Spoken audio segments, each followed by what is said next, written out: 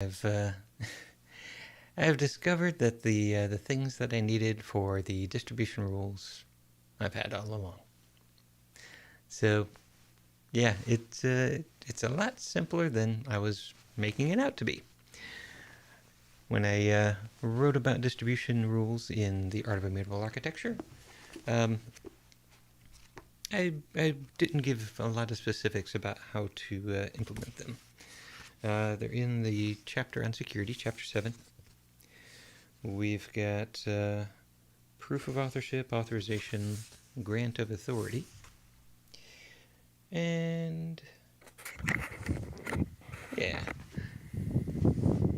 Good Hi, afternoon, Michael. Jan. How do you do, sir? Is that the new version of your book? Faster Nope. than expected? Okay. Nope. Still the Still the first same one that I edition. that I Yeah. have behind me here. Exactly. Yeah. I was just looking through here to find where I've got the What is distribution historical? rules. Ah, I thought you forgot what is historical Yeah. modeling. Yeah. What's the saying we're doing again? Page 1. Yeah. Yeah. So we've got um, limit the distribution of confidential facts on 232. That's what I wanted to remind myself about. Basically, I've learned so much since writing this book that Mm. I've forgotten the things that I didn't used to know. You forgot the Yeah. things that you didn't used to know, Right. and that you didn't knew when you wrote the book. Yeah, yeah. So Okay. there's some things that I didn't know when I wrote the book. Um, I don't know what those things are versus what I did know. So, yeah, So you're wondering what should you add to the book and what is already in. yeah, exactly. Yeah. Exactly. So this whole thing Mm. about distribution rules, yeah, I knew ahead of time, or I knew going into the rewrite that that this whole chapter on uh, on Oh the yeah, yeah, pipelines and all that stuff, yeah. that is nah, Mm. throw that stuff out. Um, but yeah, query inverses. Um, yeah, it's so much easier to think about uh, using Query inverses, yeah specifications. specifications exactly. So Yeah. it's going to be yeah, that's definitely going to be improved. But yeah, when it comes to distribution rules, I've learned a lot just over the past week Hmm. about um, what I was trying to accomplish, what it turns out I already had, and what needs to happen. So Over the yeah, over the past week. yeah. Okay. Yeah. So one of the things that I did get right in the book is that distribution rules are not about facts the way that authorization rules are. Um, a lot of times we assume that there's going to be a symmetry. So Mm. like when we set up authorization in a typical application, it's like, what are you authorized to do? You're authorized to read, to write, to administer. You're authorized to access this kind of data, but not that kind of data. And it's just all under the umbrella of authorization: reads, writes, Mm. features, all that stuff. And um, so if you put aside that assumption of symmetry Mm. and say, okay, what is exactly the right thing for this activity? So I want to record some information. What's exactly the right thing? Well, I need to know who the author is of that information, so proof of authorship, and I need to know that that others will honor that information. So that's the authority to create that information. So, so yeah, given a specific fact, can I verify the author of this fact? That's what the signatures are for. And then does that author have authority to assert this fact to be true? Um, and that's the authorization rules. And so an authorization rule will say, given a fact, run a query that gives me all of the users who are authorized to specify this fact. Um, so Yeah, uh, that works for writing facts, but that doesn't work for Mm, reading facts. If you looked for some kind of symmetry, you would say, okay, every time you're reading a fact, let's run it through this little filter to run a specification to see if you're allowed to see this fact. And um, so not only would that be inefficient, but that also doesn't tell you the full picture. Um, there are some individual facts that you're allowed to see in certain scenarios, but not in others. So, like an example that I've been working with over the past week is the blog example. yeah. So, the author of a blog can start writing a post, and they can see the post, but nobody else can. And then when they hit publish, then it's now visible to everybody, um, including people who aren't even logged in. We don't even know who they are. It's just publicly visible. Mm, So, so you can't implement that using the same technique that you did for authorization. So, okay. it's about something different, and it shouldn't have the same shape. Mm. So you're thinking about how to build a model for that. Hmm. Yep, Okay. yep, and yeah, the thing that kind of unlocked it all for me was recognizing that it's about feeds. So let me do a share, bring Yeah. up this diagram that you will recognize. Okay. Yeah. So, yeah, distribution rules is all about controlling the distribution of information from a replicator. So, looking at this, we can see all of the different ways that information leaves a replicator. So, yeah, this uh, box called Jinaga server, that is a replicator, and then let's just focus on the API for the Jinaga.net client. It's the same APIs for Jinaga.js, and in fact, the management studio, this read and write. Um, oh, actually, yeah, those read and write are not represented here. So let's look at the entire API surface. Yeah. So yeah, if we start at the bottom here, save facts. This is where the authorization rules kick in. There you run the authorization rules, and so no distribution rules there. The information is flowing into the replicator. Um, we will return to the replicator saving upstream in just a second. But first, let's talk about the client pulling information from the replicator. So it will typically start with feeds. So here, given a specification, the client will turn that specification into the specification language and ask the replicator to give me all of the feeds. And so here we have that running through the distribution rules. And that may still be true, but that's not the minimum implementation at this point. So the minimum implementation is that we actually just compute from that specification what are the distribution, or what are the feeds necessary to provide evidence for that specification. And at that point, no information is flowing back to the client. It's all um, it's all just feed URLs.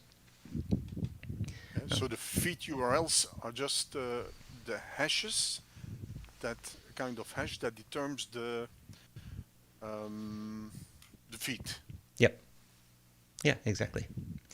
Yeah, and the information within the feed that is used to generate that hash, that's the starting point and a smaller specification. It's been turned into a different form that we'll look at in just a little bit, but it's really just a constrained specification. Yeah.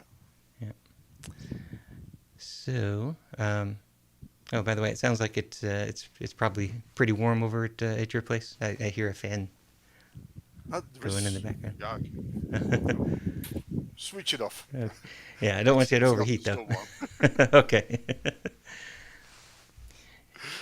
Yeah. So yeah, we've got the yeah we're pulling back the feed URLs, and then for each one of those feed URLs, we come back and we ask for the facts in that feed, and that's where we use the bookmark in order to keep moving forward through time. So there's a few observations that really become important in just a little bit. So what the feed gives you back is not actually just raw facts. It gives you back tuples, a consistent collection of facts that that match the labeled parts of that specification. So one way in which this is important is when we talk about the blog and the post that is published. When somebody is requesting published posts, they are they're going to receive a tuple that includes the post and the fact that it was published. So if that pair of facts does not exist in a so that is a consistent pair. So this is the publication of this particular post. If that pair doesn't exist, then it doesn't show up in the feed. And Okay. that's how this feed will prevent unpublished posts from coming back to the client. To get that feed with a bookmark, what did we send to the replicator? Did we send a feed URL at that moment, or? Yes, yeah, that's all done through an HTTP GET, so there's no body, Mhm. and yeah, so the bookmark is just on the query string. So yeah, it's just the feed URL, that's the hash, and that bookmark. So in order to look up the actual data structure that represents the feed, it has to have already compiled it, turned it into a hash, and then cached it. So this feeds call actually generates that data structure that then the feed call will look up. Yeah. So yeah, if the feed hasn't been compiled on this particular replicator, then it'll just return a 404, and that is the signal for the client to go back to the feeds call and say, okay, maybe I was mistaken. Give me back those URLs again, and even if it gives you back the same URL, now it's got it cached and compiled. So then when you go back to feed, it'll pick it up. So that is the point at which we're starting to get back information. It's still just in the form of fact hashes, so so they're just references, the type in the hash. But that I decided was was sufficient to say, okay, this is the point at which we need to control the flow of information. If I give you back some fact hashes and then later determine, oh, you weren't supposed to see the details, I could redact the details and load, but I've already given you more information than I probably should have. Just the fact that there's information flowing through this feed, it gives you some information. So that's really the point at which I want to start controlling it, is right there at the feed boundary. Mm-hmm. So the distribution rule basically boils down to, given a feed, who is allowed to hit that endpoint, who's allowed to see the output of this feed. And that's all that a distribution rule does. It just runs that query to see who's allowed to, and then if the logged in user is among those users, then it returns the data. If not, it doesn't. So the client gets back those fact references, and then for each fact that it doesn't already have in its own store, it calls load. So it puts together a list of those, so it can just hit load in one shot. And then at this point, we have already run the feed endpoint.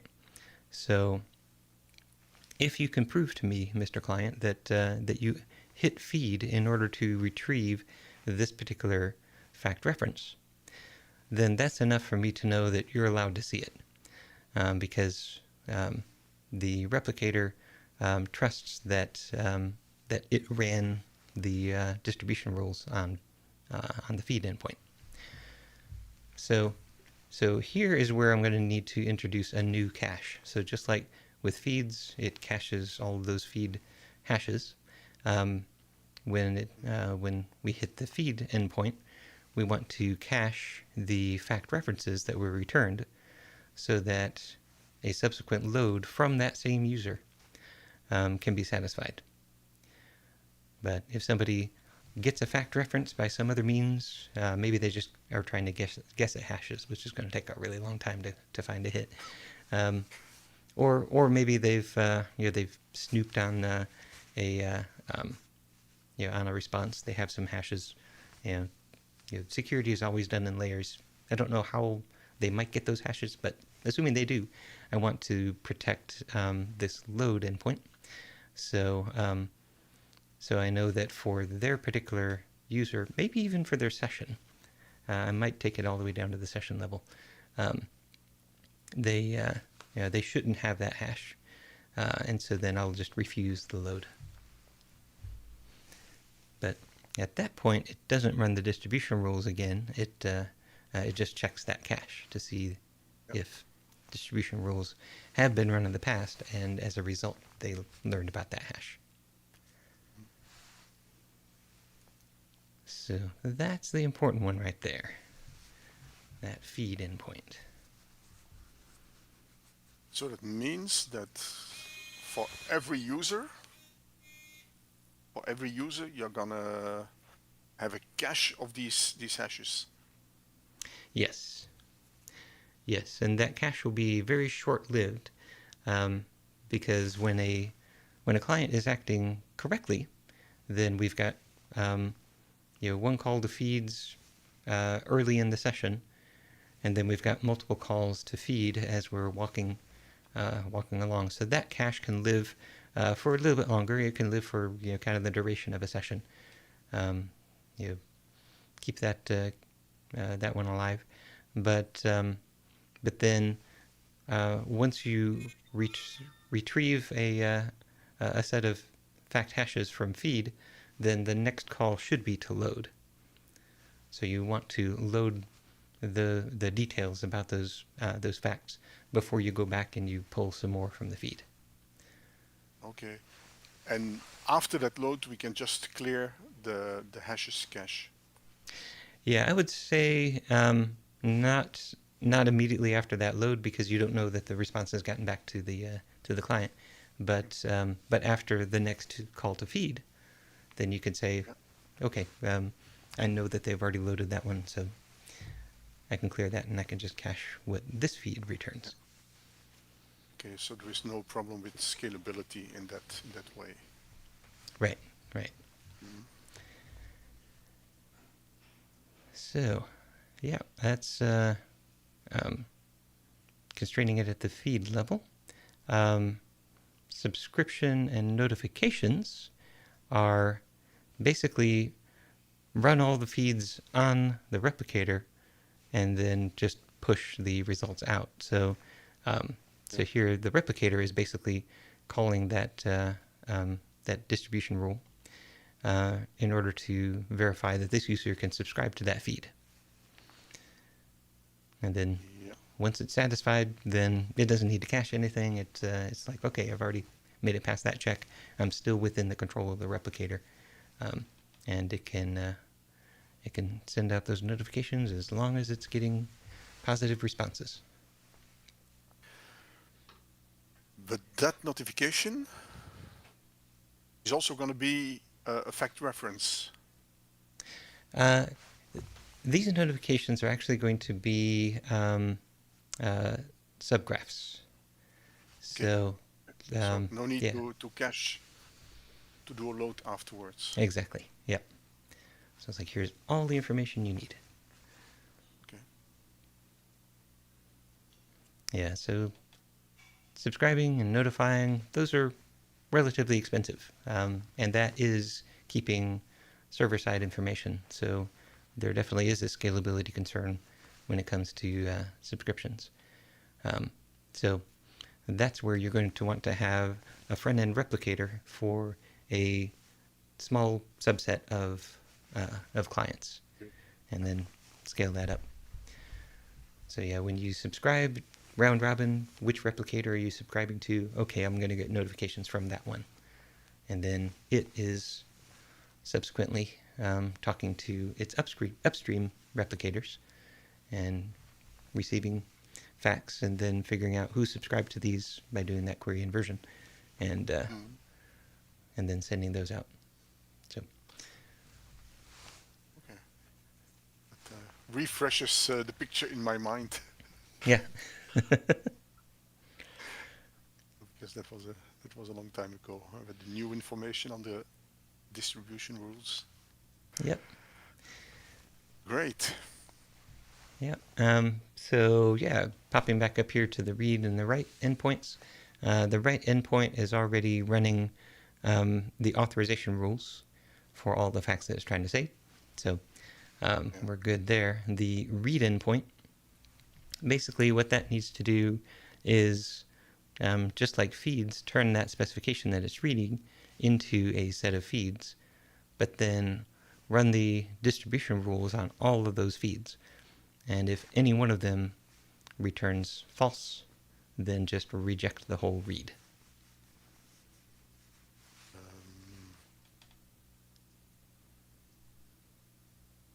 why reject the whole read?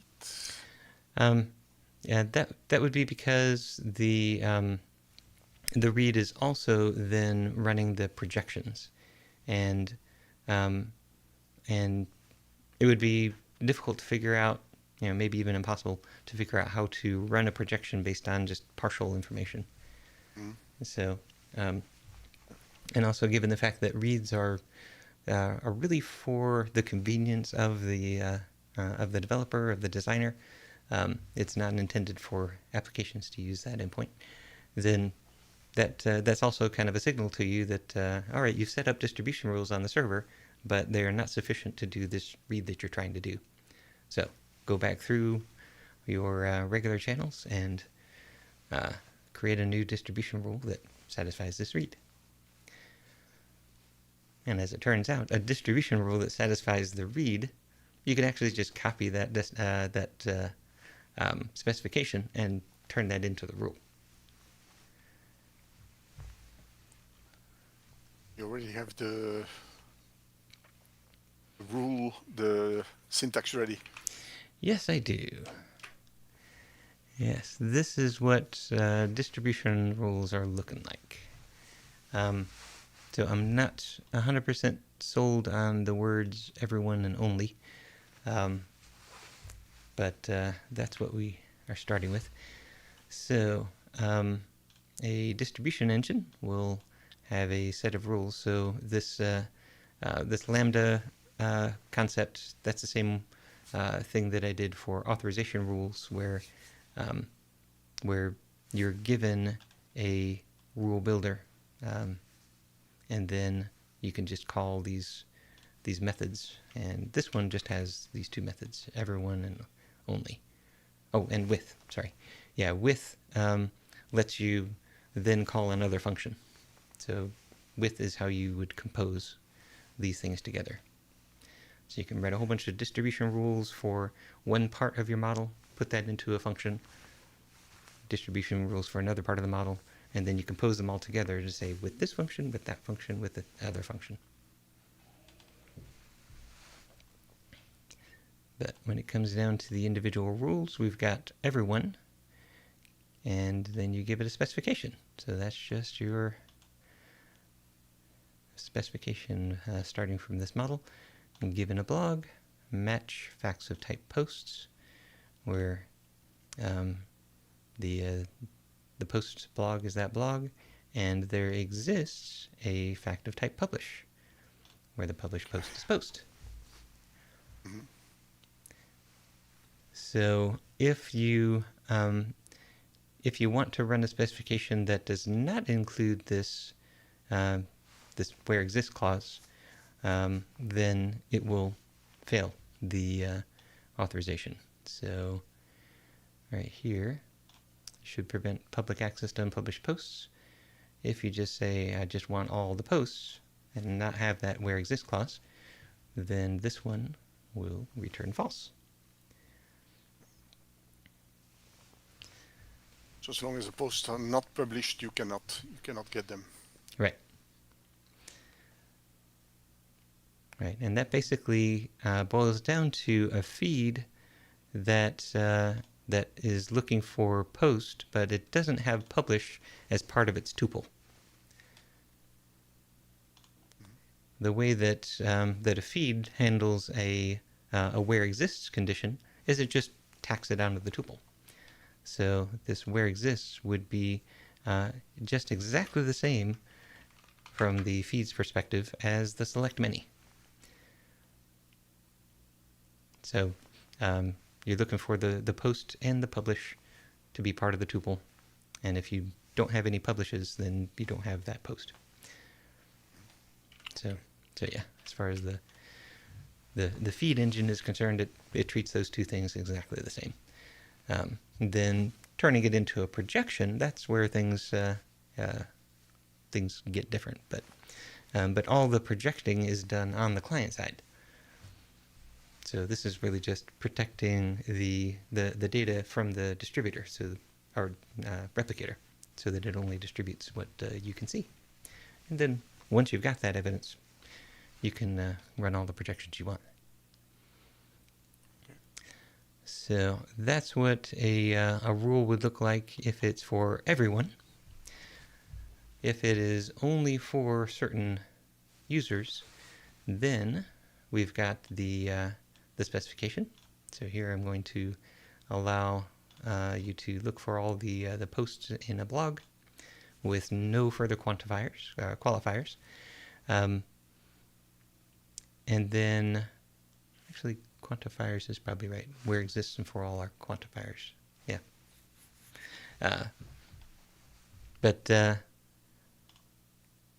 yeah, so in addition to that specification, you also give another specification starting at the same place that will match the users that are allowed to run this first specification. So in this case, it's just the creator of the blog who can do that.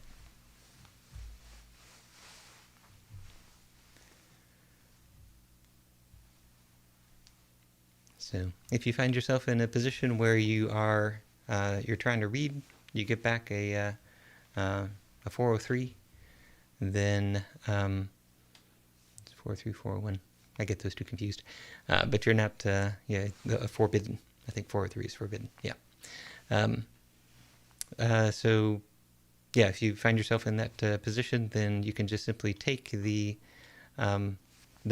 specification that you're trying to run from the client. You can just pop that into a distribution rule, and then it'll start working. Okay, that's a clever thing. Yeah, it turned out to really be that simple, because I could already turn a specification into a set of feeds, and then really all I needed to do was to compare two feeds to see if they are exactly equal. The reason that they have to be exactly equal is that if you have only come so far, like here you're just looking for the blogs, but you haven't finished it off by going all the way to publish. So a subset of the feed is giving you back too much information. It's giving you back more posts, then you should be able to see. But then furthermore, a superset of a feed will give you back too much information. So if you're allowed to see, for example, this doesn't make a lot of sense, but if you were allowed to see I'm sorry, this one. If you were allowed to see the posts, but you were not allowed to see publish, in that particular case, that doesn't make much sense. In other cases, it would. Then asking for a superset should still be rejected. It's got to be exactly the same. And one thing that a test that I do not yet have is negative existential conditions. So I should be able to say not exists, publish. I'll do facts of type unpublish, which isn't a real thing yet. Let's go ahead and make it a real thing. So I've got export class unpublish. So that would be the type. And then it would have a constructor that we don't want the post, we want the publish. And that's all that there should be in the constructor. So there's our new class, and then we can add it to the model. This I have faith in Copilot. It will be able to predict this exactly. Yes, it does a good job of that. Yeah, so now that's part of the model. So now I should be able to say facts of type unpublish. Let's go ahead and bring that import in. And then joining that to publish. That is all that we have in the not exists. So this rule now says that that when you ask for published posts, you must also include the not exists unpublish. So yeah, this is me saying that once I have unpublished some information, then You cannot. I'm no longer distributing that to you. Yeah. Yep. Okay. So with this, we should see. Oh, I don't have the test plugin installed, so I'll just do the npm test. It's a little bit like the delete restore. Yep, exactly. Or if you were to think about this as your invitation to a project. So I'm going to add this person to a project. And now that means that they can see all of the information that's, all the messages, all of the artifacts that are saved within that project. And then, I revoke their invitation. Well, there's nothing I can do to claw back the information that I've already distributed to them. But they can't just come in and say, well, I was invited once, so give me all the stuff that's happened in the project. The distributor will say, no, you have to have this not exist clause in there, which means that I am not going to give you any information at all about this project. If you've already got some, can't do anything about that, but I'm not going to enable you. So now that causes a few failures. So let's take a look at some of those.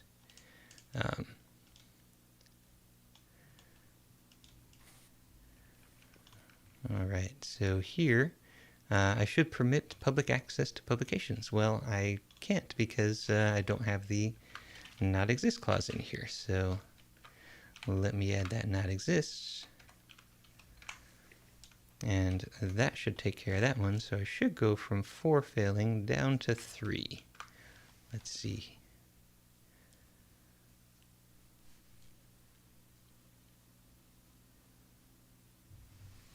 So it's a lot more dramatic if I've got the plugin installed. Yay, 3 failing. So you can actually see it go from red to green right here. But yeah, so it's checking to make sure that you have all of the negative existential conditions that you're supposed to.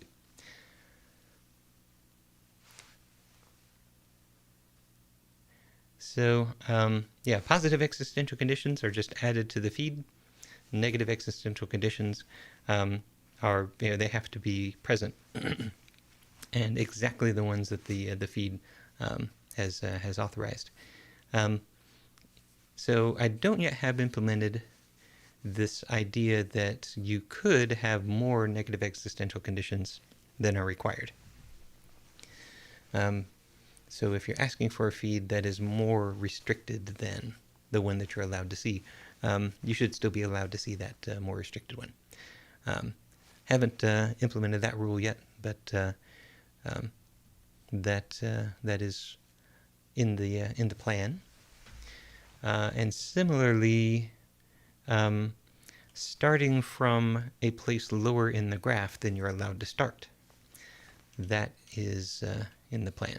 So let's suppose that that I then went on to select from a post.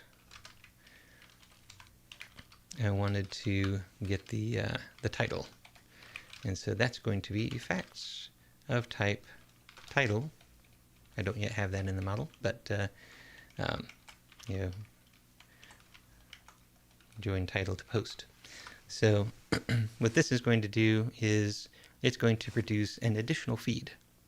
So that gives me one feed that gives me all of the published posts.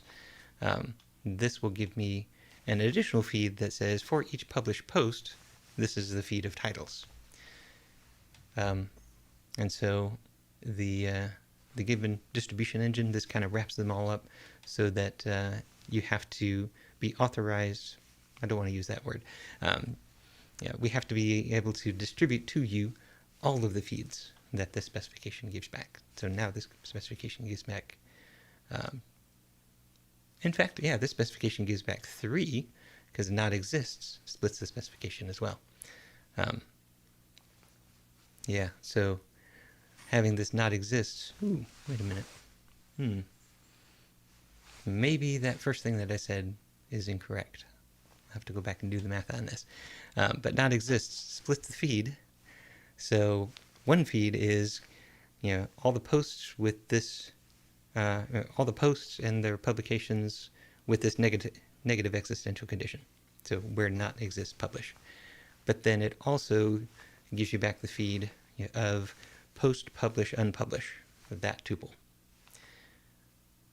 And the reason for that is that now that is evidence that when you run this specification client side and you do the projection, it should remove that from, or it should re-add that it should remove that post.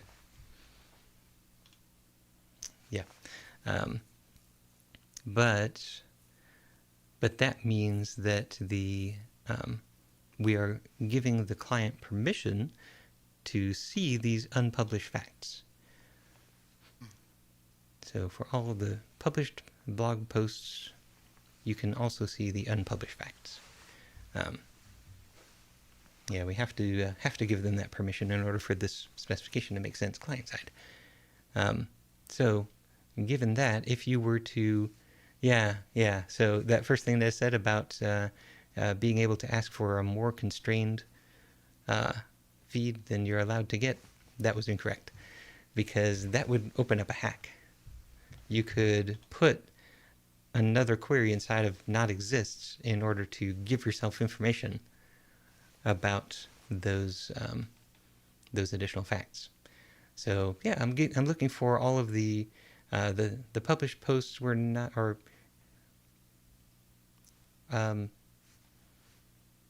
let's suppose that there was a secret attachment to a post. So where not exists a secret attachment, and now all of a sudden, because I've added that extra constraint, I don't care about the first feed that actually has that not exists constraint attached to it. I care about that second feed that is giving me back, well, this one actually does, so and here's the fact. So it would have to be exactly what the rule says, no more, no less. Yeah. I feel Okay. it's again something complicated. Yeah. Well, it's just math. Yeah, Yeah. I was trying to make things easier on the developer and say, okay, you can just write a few rules and then we'll infer what you can do after that. But then, nope. You know, the rules that that you write have to be an exact match for what you offer the client. In terms of the feeds, they don't need to be an exact match in terms of projections. So it doesn't matter what you end up selecting. If you select hashes or fields or anything like that, you can go nuts with that. So uh, so once you've got the set of distribution rules, then you still have a lot of freedom in the client to put those rules together in different ways to produce different projections. Um, but but yeah, you'll probably end up with a distribution rule that has a whole bunch of these subselects in it. This is the only part of of the projection that it cares about, is when that projection then selects more facts. Um, so yeah, you can put together um, those subselects, and you'll end up with a distribution rule that basically walks your entire graph and says, okay, this is all the information that this set of users is allowed to see. And then it'll pick it apart, make those individual feeds, and then it'll protect each one of those feeds.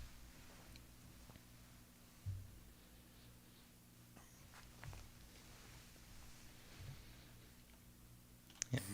But as it turns out, I don't have titles yet, so I will save that until I do.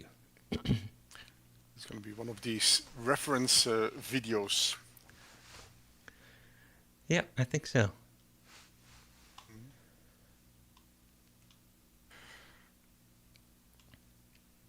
Yeah, I'm pretty excited about this. This is yeah, when I finally just kind of realized, oh, it's all at the feed level.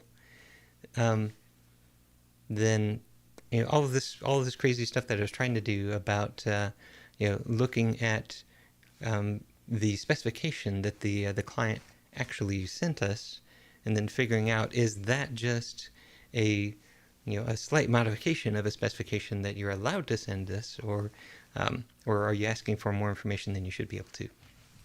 And yeah, looking for all these little hacks, like the one that I almost allowed right there. Yeah, it's like, no, that's getting way too complicated. But yeah, once I said, wait a minute, the only thing that I'm really protecting is this feed endpoint. Let's start there. Oh, everything else just kind of fell into place.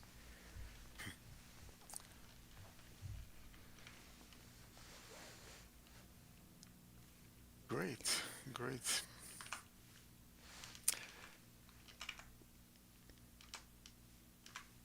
Right. On the .NET side, I have some little bit progress there. Excellent. The 5 minutes were there this time. Usually I don't have them, the 5 minutes, but otherwise they change again. Now it should work. That one. Let's try, because I have two Visual Studios open.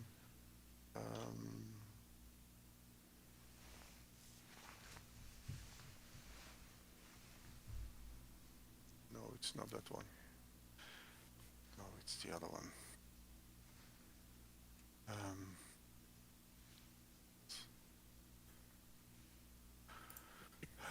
It's the one with the yellow, yeah.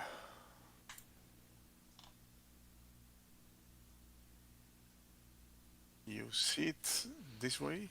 And is it readable? Yeah, it's a little bit small, but Let's make it a little should bit be able bigger. to get there. Yeah, that's And getting better. the windows become smaller on this side, but is it better this way? Yes, yeah, that is good.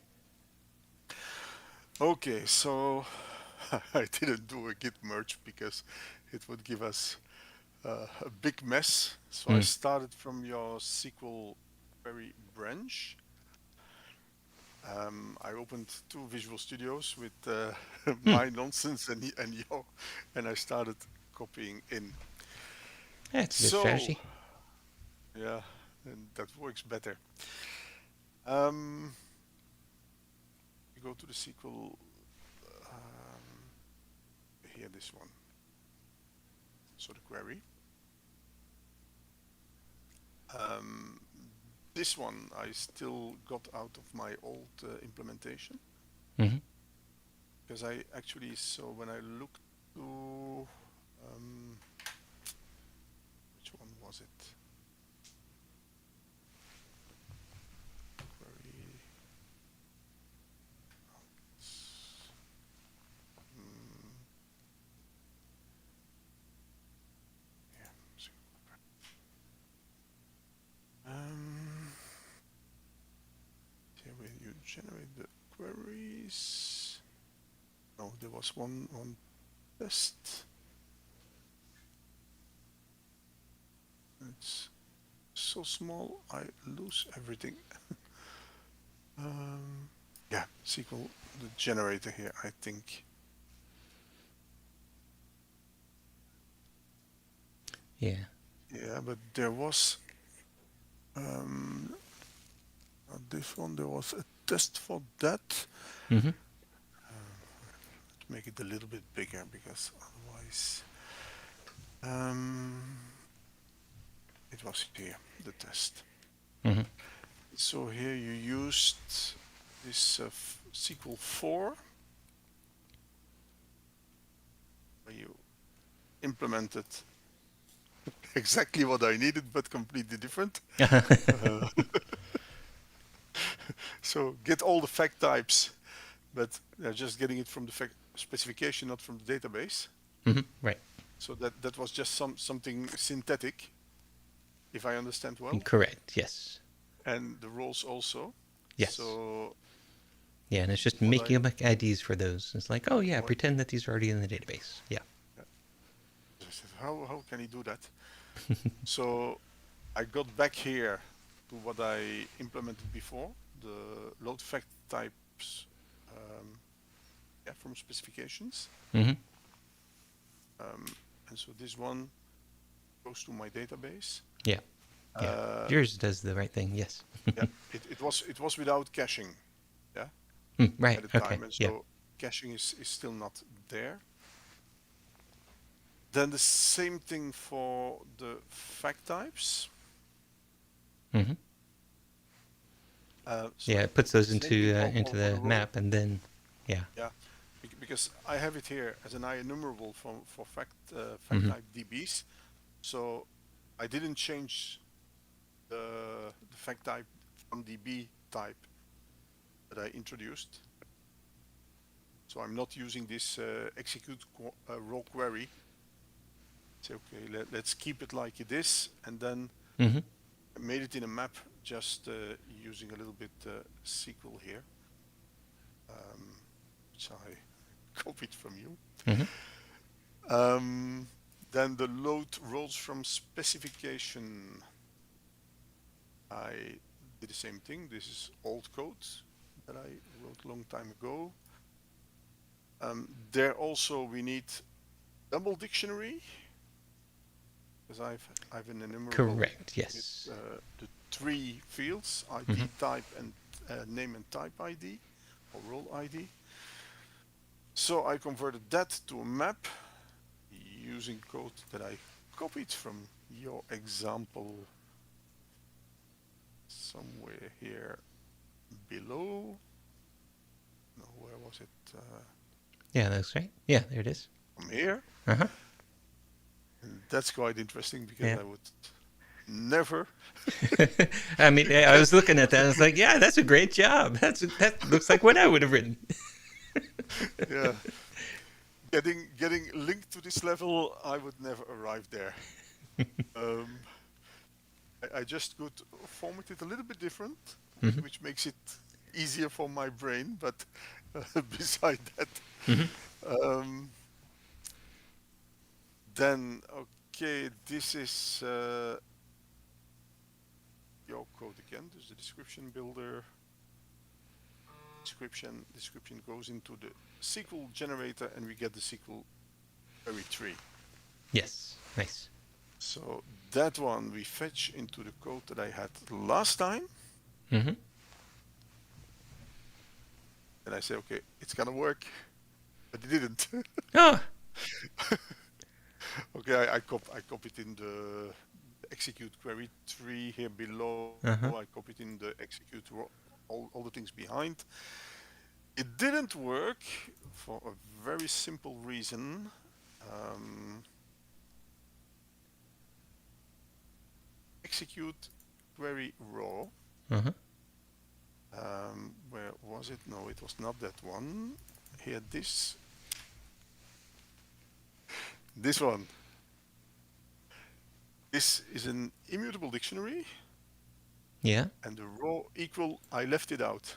So it said Oh, right. raw.add. I said, Yeah, that gets me why all the is time. it why is it empty? Why am I getting nothing out? So now when we run the whole thing, where were we? The SQL store here. Um, so just go up to this point. So we get our result set from the connection factory. Mm-hmm. I go to the test explorer. I have this can query for successor. We debug it.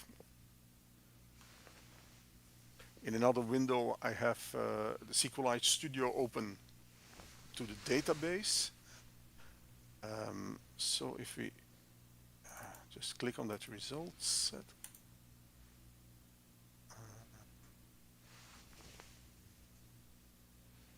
I have, I think we better see it here. I'll edit again. There I have my result set, count of 1. So in the first one, I have a key of 1 Mm-hmm. with data, fact ID, and my hash. Nice. And in the second one, I have my key, I have my here data, fact ID, and the hash. And that corresponds exactly to what I see in my SQL Studio Lite Excellent. when I copy in the SQL, the parameters replaced by the parameters. Then I have this, Mm-hmm. and then I was wondering, did you have the composer somewhere, or Yeah. didn't we have it? So the SQL query tree has a method on it that composes the results. Okay, so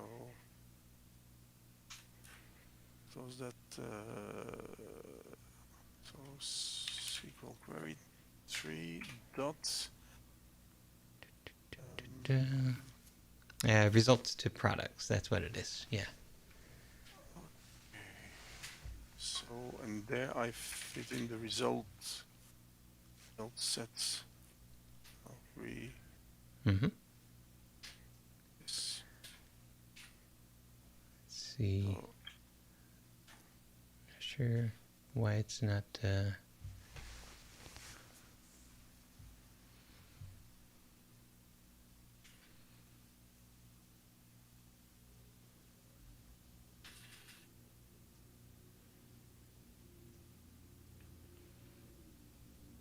missing a bracket here.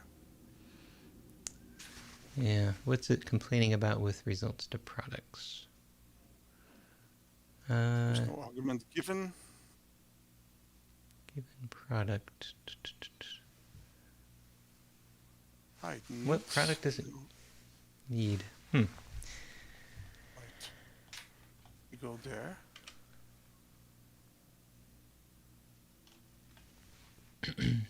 Does it need a given product?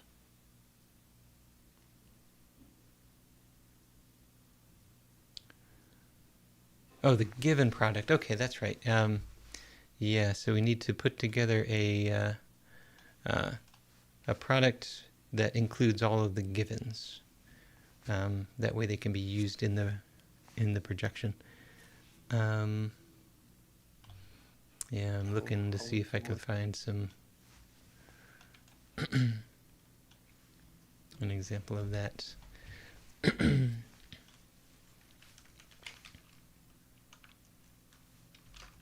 That's based on the start references or based on the givens in the specification? The start references. Yeah.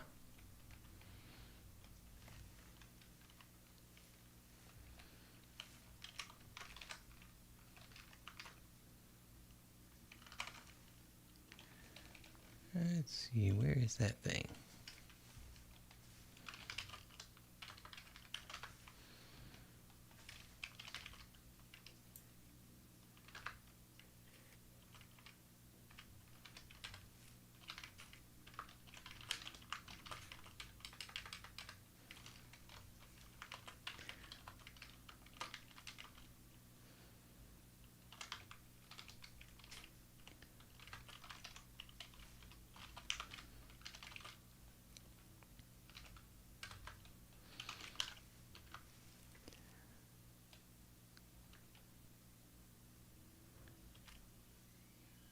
So I'm looking at SQL.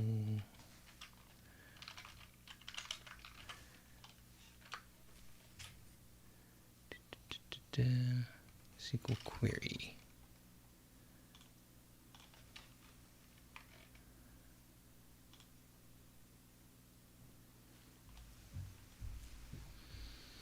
Yeah, somewhere in, I think it would be in the tests, there's an example of how to generate that product. Yeah, look for any calls to the results to product method. Was it in the query generator test? I think no, it wouldn't be in there. But yeah, if you look for the calls to the method, then it should pop up. We go here. There's only one reference.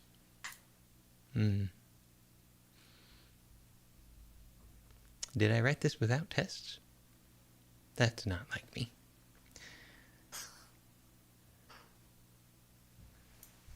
Reference.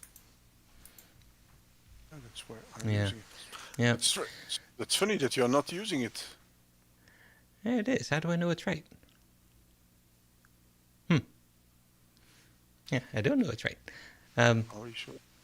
Yeah. So so yeah, if you look at product, you'll see that it's an immutable builder. So it's got a product.empty, I believe, and then yeah.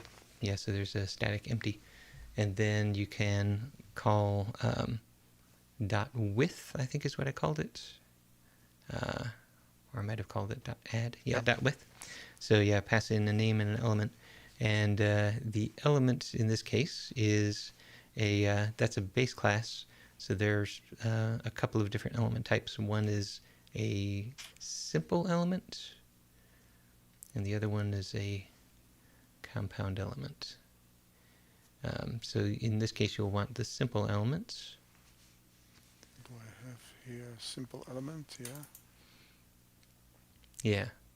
So if you create a simple element from a fact reference, so you use all of the starting references, and you get the labels from the specification givens, zip those together, and then you can build the products. Okay. Yeah. So that'll be some fun link to get that working. But another 5 minutes. Yeah. Yeah, I thought I had an example. I'm sure that there is an example in there somewhere of doing that. I will I will find it out. But so anyway, up to here, it's working. We are getting the right result set um, for that one test that it can query for successor test. Excellent. But actually there, so I put my queries last time in Jinaga.test, but you made a different Jinaga.store.sqlite.test project. I thought that I used the same project that you already had. No, but I think I then move my tests in that separate project as well, I guess. Okay, yeah, it makes sense for these to be in a separate project that has the SQLite dependency. Yeah, because I want Jinaga.net to not have a dependency on SQLite, and then you've already got a Jinaga.SQLite that does. So, so yeah, the test should follow the same pattern. Or we can do it that way. So this code I've already synced it. Just the latest one. The last things that we wrote during this session, not. But the rest is uploaded to my GitHub for the moment. So you can see it there. And once it is finished, I will send it to your GitHub as well. Excellent. As a request, or I will see how we do it. Yeah, you don't need to do a pull request. You can just push your branch to the main repository. Okay. And then we'll do a pull request in order to get that branch into main. But yeah, you don't need to do a pull request between the two repositories anymore. Okay, that's great. So this time, without the 5 minutes, I got that far, but then I was stuck because I didn't know. I said, but Michael made that composer, but where is it? I was convinced that it was somewhere, and indeed it's in a different method.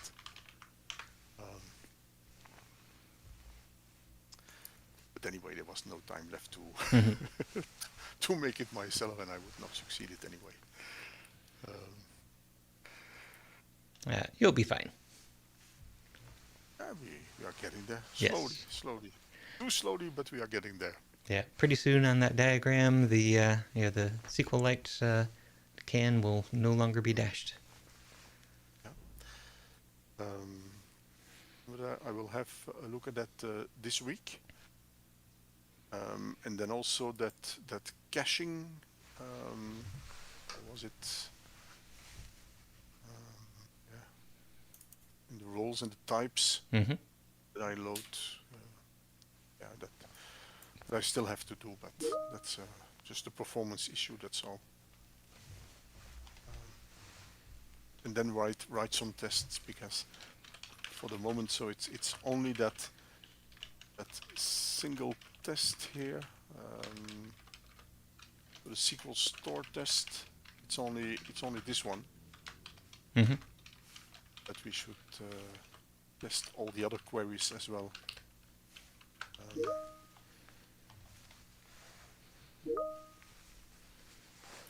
Let's see what works and what is not yet working. Yeah, that'll be good. As you implemented the query generator, I'm quite confident that it will work. Well, yeah, I've seen it generate SQL that I know that if I copy and paste will work. But yeah, seeing everything come together, that's still a necessary and important part of the whole process. Good, Michael. Then we see each other next week. Yes, indeed. Next week. Okay. Okay. Thank you very much. All right. Next week, Thursday. Bye-bye. Bye.